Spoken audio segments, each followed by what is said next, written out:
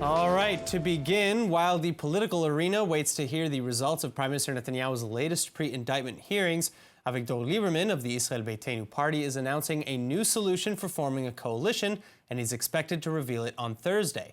But it seems as though in the meantime, both Netanyahu and his rival Benny Gantz are waiting to see which side gives in first. Further, in efforts to shore up strength going into negotiations, Netanyahu offered last week to hold primaries within the Likud party, but just 24 hours later, he gave up the idea, instead reaffirming that he alone can take up the position, and this is far from the only recent political shifting to occur. So, joining us now to discuss these issues further, we have political analyst and chairman of the Oz Zionist Foundation, Zohar Tal.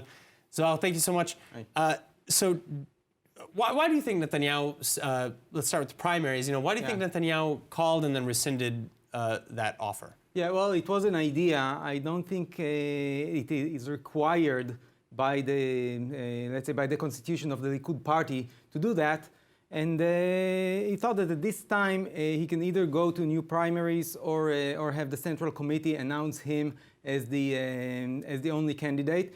Everyone is looking ahead for the 21 days at the end of this term after if Netanyahu doesn't succeed and Gantz doesn't succeed. So everyone thinks that Gantz won't succeed as well and are looking for that part. But then why, because like you said, the Constitution, nobody required the Likud to launch primaries. So why say, oh, I'm going to launch primaries and then cancel it? Yeah, well, I think he wanted to check the pulse. Test the waters? Yeah. All right. And he saw that there are other candidates. But frankly, I think that more than 1 million voters voted Likud headed by Benjamin Netanyahu. Sure. So it makes sense that he keeps on being the leader of the Likud party. Okay, and then now let's kind of move on to Israel Beitenu, Avigdor Lieberman as the chairman. What do you think he's gonna say in his upcoming unity plan? Do you think anything is going to change from what we know already? Yeah, well, we usually say that every guess wins. There's no way to know what is he going to suggest. However, we must remember that Avigdor Lieberman is right on one thing. No one can form a government which is not a unity government.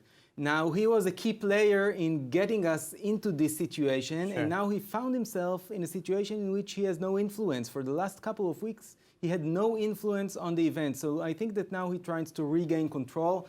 But what exactly will he suggest? I think no one knows. All right. Zohar Tal, unfortunately, that's all our time, but thank you so much for coming in. Okay, thanks for having me.